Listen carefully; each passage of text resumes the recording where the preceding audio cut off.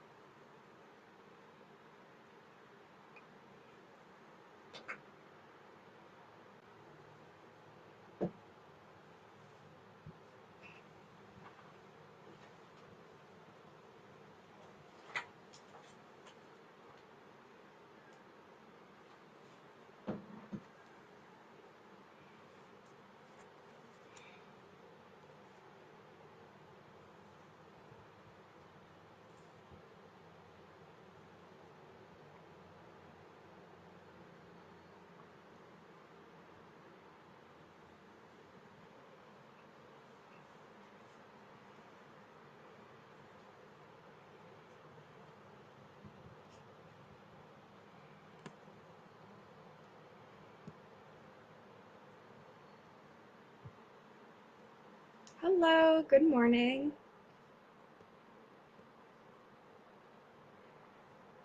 Welcome in. How's your morning so far?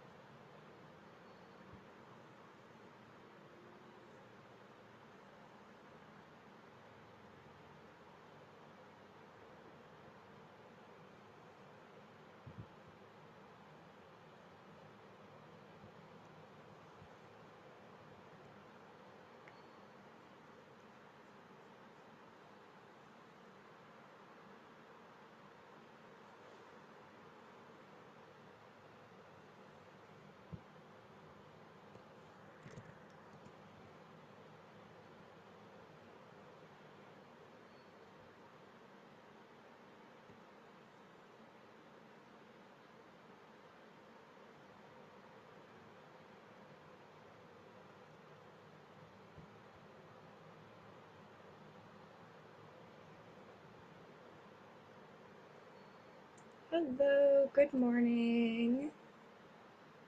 How's it going?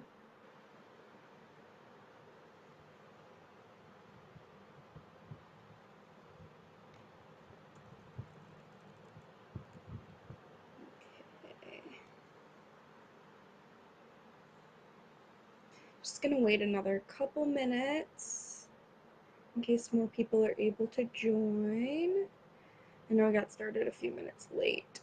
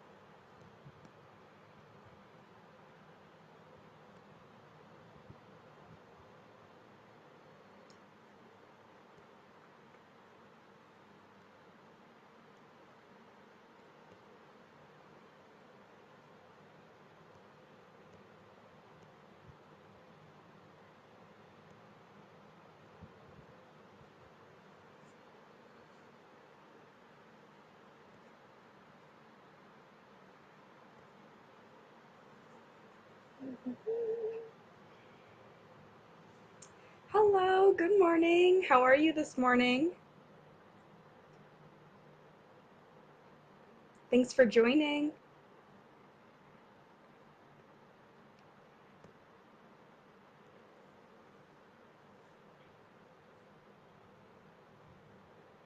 Gonna wait one more minute and then get started. In the meantime, here's a reminder to drink water. I know it's lore and coffee live, but Mondays, Wednesdays, and Fridays, I'm up between 5 and 6. And so have a lot of coffee in that time. And so by the time it hits 11, I have switched to water. So this was named when I was still getting up at like 10. So a reminder to drink water, get your water bottle.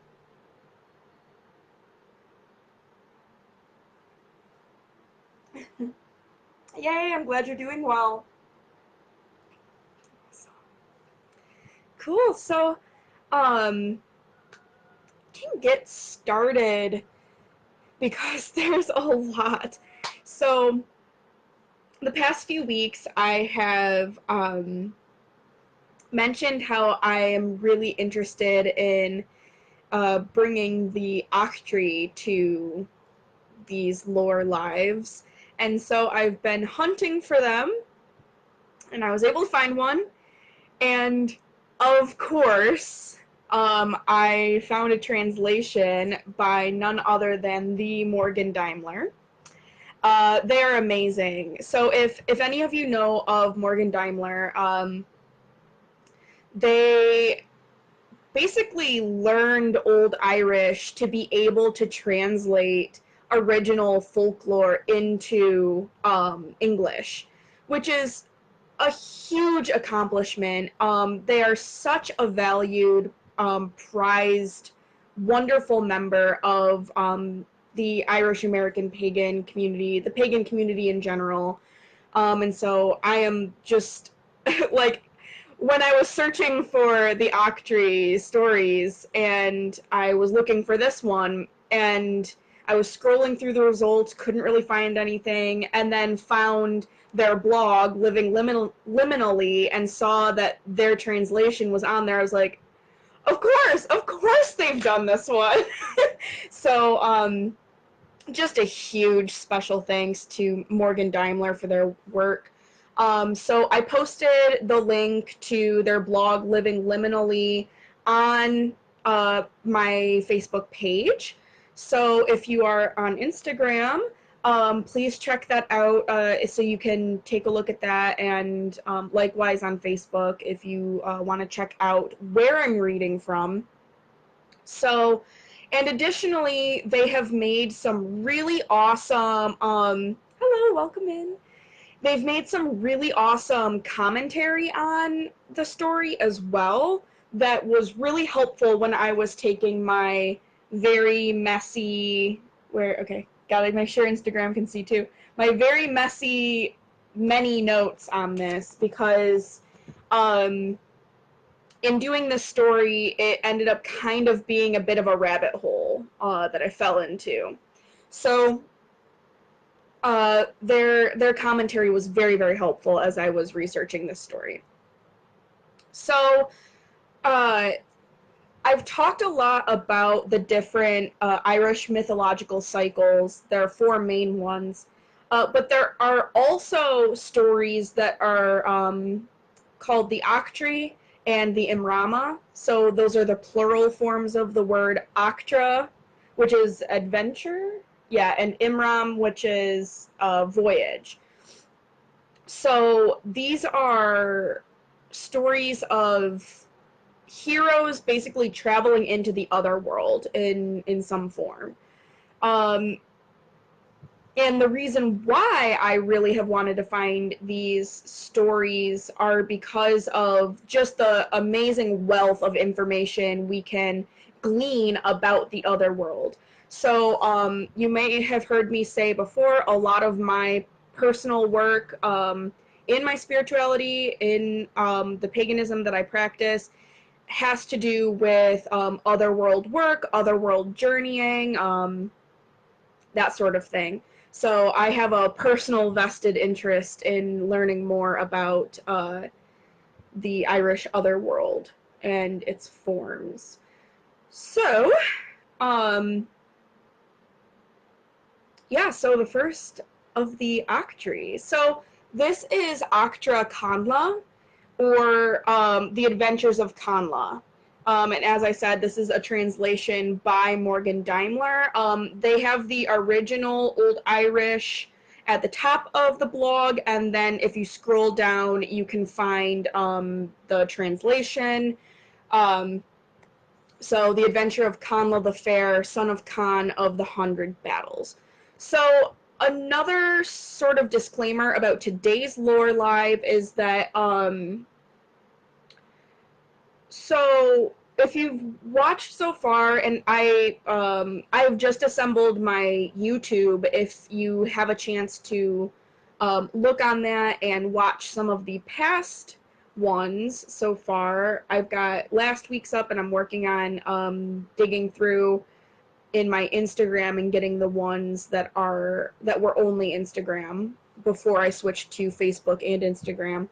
But a lot of the stories I've been reading have been a little bit more like, let's tell a pleasant tale, this sort of thing, with a little bit of my commentary thrown in. As you can see from my notes, this story is going to be a lot more of a study of the story. So I'm going to interject a lot with some connections and explaining where these things are coming from, explaining some of the words, etc. So that said, let's dive in. I'm so excited. Okay. So I want to start by introducing, so the first line says, why was art called the only man, not hard? And I kind of was like, what does that mean? So to clarify it for you before we start, what this tale is really introducing, so there's this character in a lot of the myths, specifically in the Liber Gabala Aaron, or the Book of Invasions, about Art the Only Man, or I couldn't find the pronunciation of this Irish word, so please, if you know it, I would strongly, highly, please welcome you to correct me, but he's also known as Art Unfer, and you can probably tell so I speak German, and so sometimes, like, my brain goes into, when it sees foreign language, it goes into, like, oh, must be German. So sorry about that. That's probably super far from the Irish, but it's O Fada Enfer, but or also known as Art McCann. So this is a story about how he got the name Art the Only Man, okay? So Art was a high king of Ireland. The Liber Gabala Aaron puts his reign at about 180 to 192 current era, and that compares him to being in simultaneously reigning alongside, not like with, but at the same time as like a Roman emperor at that time. So you see that a lot in a lot of the early mythology, is sort of placing the chronology alongside either Christian happenings or Roman happenings. So this story is actually, so we've got, if we're looking at a family tree, we've got Con, and then he had two sons. We've got Condla, who this story's about, and then Art. Art became the High King, and was also called Art the Only Man. So this is the story of how Condla disappears, basically making Art the only brother, or Art the Only Man, to later become the High King. Got it? So I was a little confused by that initial intro phrase when I first read it, and then by the end of it, I was like, wait, who the heck is Art? So there we go. That's who the heck Art is. Cool. So we've got this first line. Why was Art called Only Man, not Hard? One day, Condla the Red, son of Con of the 100 Battles, was by his father's hand on the top of Ushnik. He saw a woman in a strange garment coming toward them. Condla said, "Where do you come from, O woman?" said he. "I come," said the woman, "from an immortal land, where there is no death or the sin of transgressions. We have our harvest feast without labor. Peace cloaks us without strife. We live in the great fairy hill, and are called the people of the fairy hill." "Who do you speak to, O boy?" said Con to his son, because no one could see the woman but Condla alone. The woman answered, "He speaks to a beautiful young woman, well born, who expects neither death nor old age. I love Red Condla. I invite him to Moy-Mel, also known as the Pleasant Plain, where ever-living Bodach is king, a king without weeping, without woe in his land, since he has taken sovereignty. Come with me, O Red Condla, speckled neck like a red candle, yellow-haired above a crimson countenance. Lasting honor your royal form if you come with me. Your form will not wither from its youth, and beauty will until deceitful doomsday." Okay, so let's pause there. I want to talk a little bit about Moy-Mel. So this, for reference, so you can kind of like picture where this place is or what it's like. This is similar to like Valhalla or Elysium in the Greek mythology. So this is ruled by Tethra, and later in the story we see the name Tethric, which is just another grammatical form of Tethra, I believe. So Moy-Mel, and I'm saying, oh, so the pronunciation guide online said Ma-Mel, but the first word is the same as the Battle of Moytura, and it's pronounced Moytura, so that's why I'm saying Moy-Mel, but it could be Ma-Mel. I just want to say that.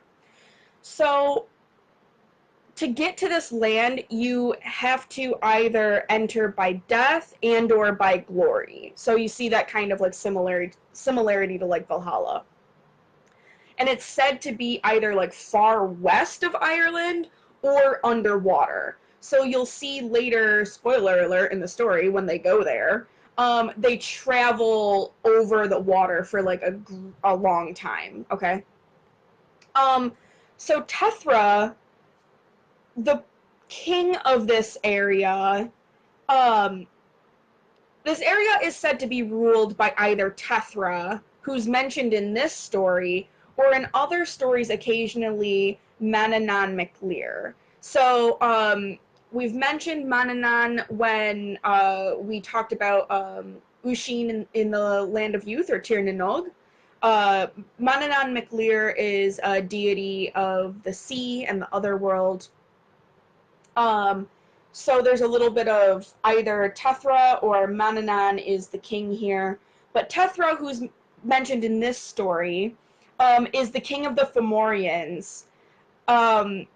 So he gained sovereignty over this land after dying in the Second Battle of Moytura. So, right, like entering this land after like glory and or death. So he was like, you know, kind of like honorable and like valorous in that battle of Moytura, and then so died in battle and became king of Moy-Mel. Okay, so this is like basically a like a glorious otherworld for those who, for like a select few who can get in, okay? And it's also called the Pleasant Plain. Okay, cool. So she's basically telling him, Condla, you're gorgeous and I'm in love with you. Come with me to this beautiful place. Only a select few get in, and I am personally inviting you to join me in this place, right? And it's also like this land of youth type place where you live eternally in beauty and youth. Okay. So Khan, the father, Khan spoke with his druid, Quran was his name. Every other one Every other one had heard the things the woman discussed, although they could not see her. He said, I entreat you, O Quran, greatly songful that is singing songs, greatly artful, an excessive demand has been put on me.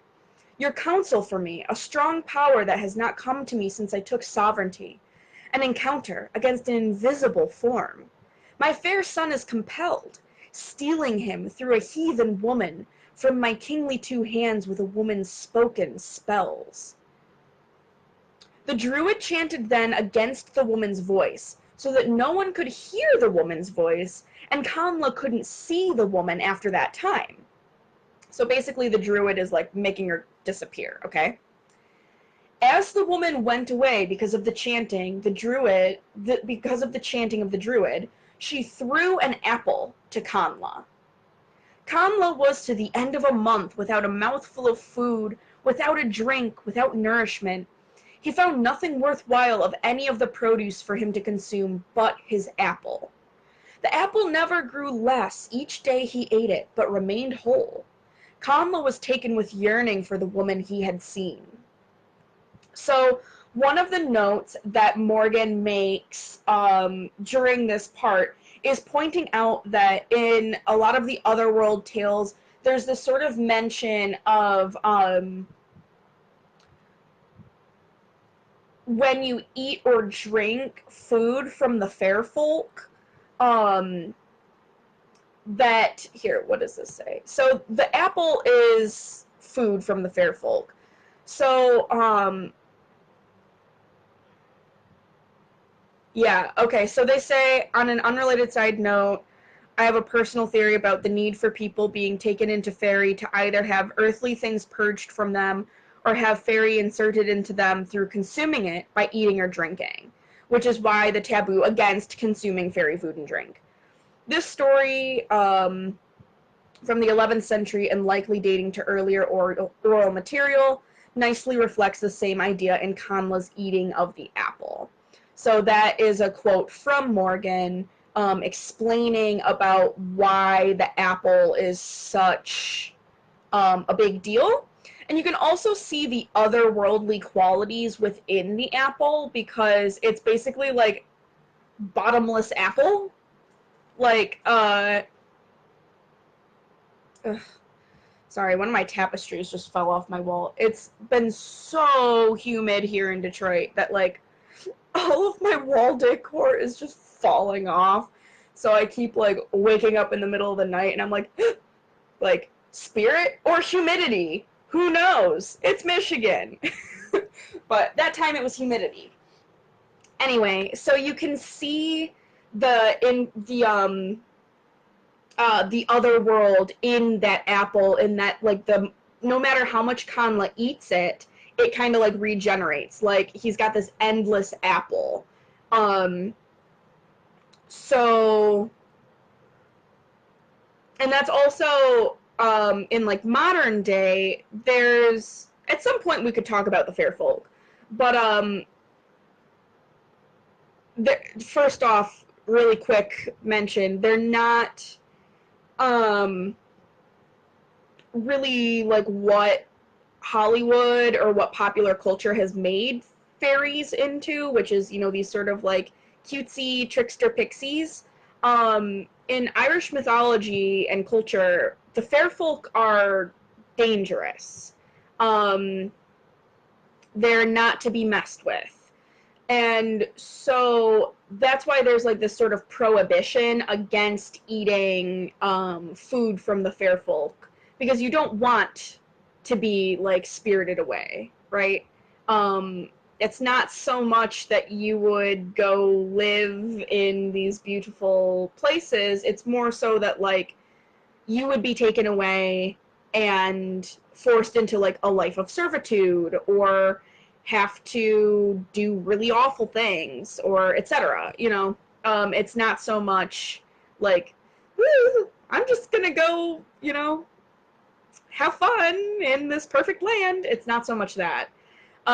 With exception of these stories where, so you saw this with Ushin as well in Tir na Nog, where he goes with Neve, I believe, who's Manannan's daughter, and like they live happily and beautifully. And same with this, like you get this idea that like Condla's been chosen and he's gonna probably go live a pretty cool life.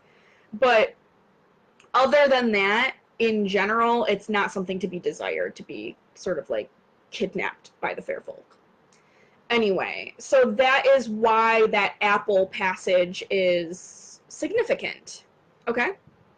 So basically, where we were is that the druid is like, I'm going to make this fairy woman disappear, but before she goes, she throws Condla this fairy apple, this enchanted kind of apple. He's eating it, and he's like, I want to go there even more now, right? He's like enchanted. He's yearning. So, he was at his father's hand on the day, a month later at Moyarcomen, when Condla saw the same woman coming toward him, and she said to him, Noble, that is a noble seat where Condla sits between the short-lived dead who are awaiting dreadful death. The ever-living ones invite you to the champions of the men of Tethra. They see you every day in the assembly of your native land between your beloved companions. Thus Khan heard the woman's voice. He asked his people to take to him the druid, as he saw her tongue was freed today. So I'm going to read this passage too, and then I'm going to read Morgan's note on it, because it's super interesting. The woman said then, O Khan of the 100 battles, you should not love druidism for its small success. On it will be judgment at the mighty death. A righteous one will come, with many numerous people. Wonderfully quick his redemption. His law destroys druidic incantations taught from the mouth of a black demon with magical powers. Okay, so let me read Morgan's annotation about this. I would strongly suggest that this odd passage, which is inserted without real context, and which is a prophecy of the coming of and triumph of Christianity over Druidism, is likely an anachronism inserted by later scribes, particularly because Khan doesn't respond to it, but judge for yourself. So what they're suggesting here is that, this story has had, use of magic by this druid, and so they think that later this part was plopped in where the fairy woman says this random bit kind of denouncing druidry, and the holy, righteous one that she's talking about that's going to come and smash druidry would be Abrahamic God and Christianity. Right? So, but in the context, it's sort of plopped in there, and then Khan doesn't really respond to it, and so that's why this might be something that was added later, though it could have been original. But I wanted to make mention of that, because I think that's pretty interesting. So there's this random, denouncing of druidry, right? And then, back to the story. It was strange to Khan that he didn't see Condla respond to anyone except when the woman came. Have they spread, said Khan, through your feelings, the words of the woman, O Condla? Condla said, It is not reconciled to me beyond every love of my people. I have been taken thus by yearning for the woman. The woman answered them there. She spoke thus, If you want to unite wishes against the waves of your yearning, come with me in my crystal ship. Joined, we may reach the Sheed of Bodag. Bodach. There is another land without death, I judge, we could seek. I see as the sun lowers to the water it is far, yet we may reach it before night. It is a cheerful land that everyone's feelings encompass. No people are there except only women and girls. So, a couple notes here. The sheed, so a sheed is a mound, so it's S-I-F-A-D. So a sheed is a fairy mound, okay? So we may reach this fairy mound of Bodach, and so I'm not sure if I mentioned Bodach earlier, but when I looked that up, that sounded like and looked like a different form of Tethra, right? So basically she's saying, come in my crystal boat, we're going to ride away to this fairy mound of Tethra, so this place that I've been talking about, let's go. When the noble girl was finished with her speech, Condla launched thereupon from his place and leapt into the crystal vessel, that is the strong currach made well of crystal. So a currach is a type of Irish boat. So basically it's this woven wicker, and then it's wrapped with animal hide or skin. So it's like a traditional little Irish skiff boat, right? But this one's made of crystal. Woo! They saw them going away, that is no way, that is, until they went out of sight. They voyaged afterward across the sea, and were not seen in that place again, and it wasn't known where they went. There was on them a considering of the nobility that was with Art, who was with them. There is only Art today, said Khan, because that was his son's brother. Powerful words you have said Coran. His name forever until judgment will be Art Only Man, with the name before from his youth there released. So what this little part at the end here is wrapping together is sort of like bringing it full circle with, we started by saying, so why is Art called Art Only Man? And then the end is basically the father, Khan, talking to the druid, Coran, and saying, ah, yes, Condla has left in this boat with this fairy woman. Now there is only this son, Art. Art only remains. So now we got to talk about the nobility stuff, because now I'm down one son and only have this one. So we got to kind of shift things around a little bit. And then the druid is saying, ah, yes, now we can call him Art Only Man because he's the only man left. And then later he becomes the High King, right? And that's what the talk of, like, now we have to talk about his nobility. That's where that comes in, I think. That's what I've pieced together from that. So, that's what that is. Did I have anything else in my notes that I wanted to share? Okay, so that's pretty much it for that story.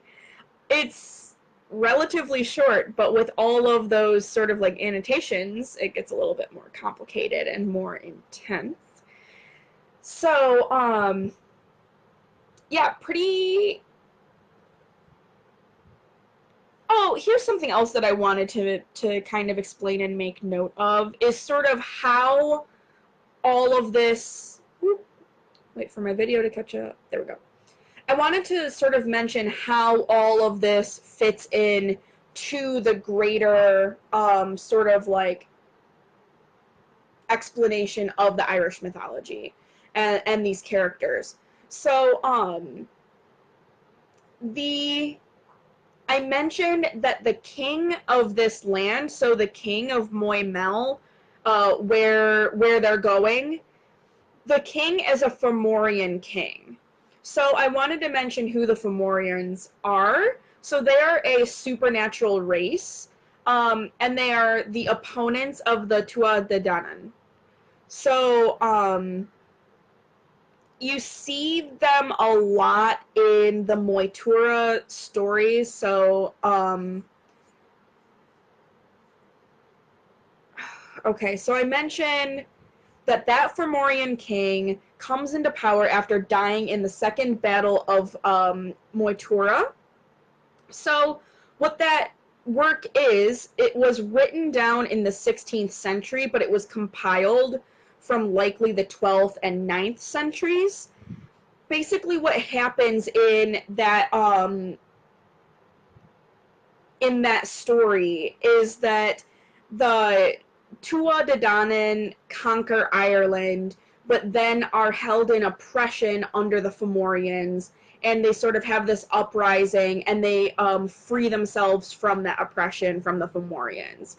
So there are a lot of stories that deal with them together. They're sort of these opponents, but you also see some like intermingling.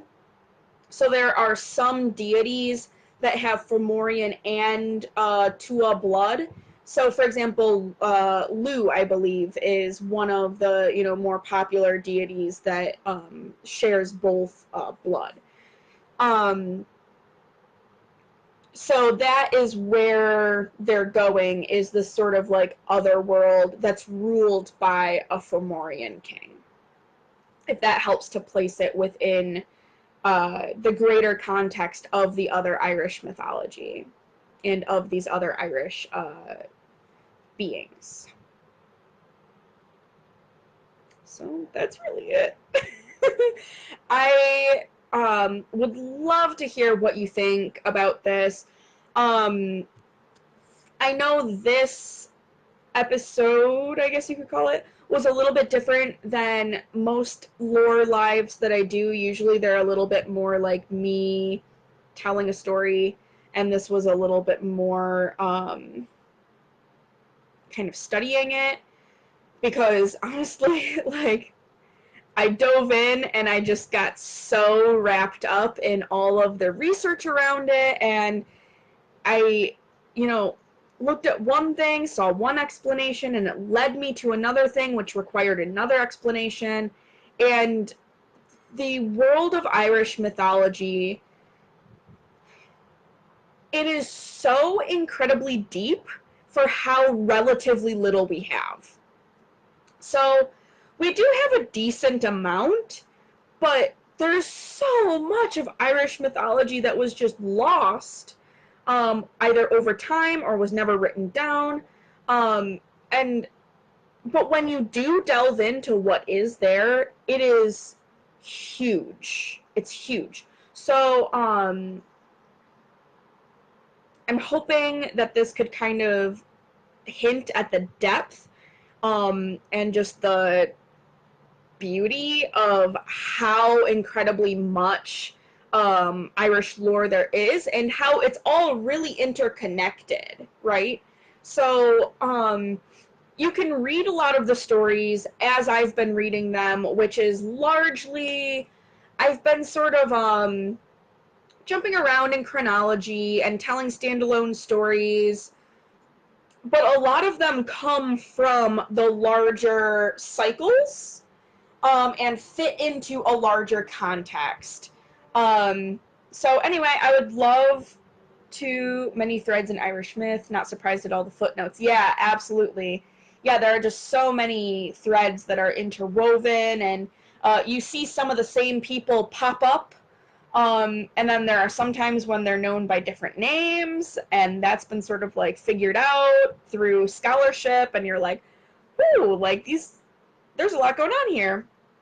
So it's a lot to dive into, but thank you so much for tuning in.